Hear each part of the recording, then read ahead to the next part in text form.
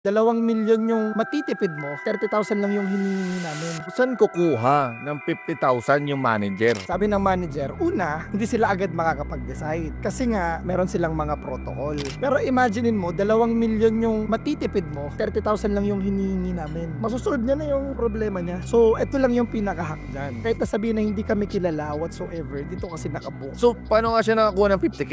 Ginawan niya talaga ng paraan. Ito pa kasi, meron pa akong isang inoffer sa kanila na Nag-upsell ka pa? nakita ko kasi na walang reviews masyado yung hotel. So sabi ko sa kanya, kayang gawin na kapag nag-search sa Google ng Siargao Hotel, ikaw yung pinakaunang lalabas. Kailangan lang marami kang reviews at ito yung ginagawa namin talaga. So in-explain ko sa kanya. Ngayon, mas nagustuhan niya na to. Pero ito na. Yun lang yung gusto niyang kunin. Sabi ko, hindi mo pwedeng kunin yung second offer kung hindi mo kunin yung first offer. Ngayon, wala siya talagang pera. Pero ang naging ending, kinausap niya yung may-ari pero mga 10:30, nagbigay na siya ng nakasobre, may 50,000 pesos.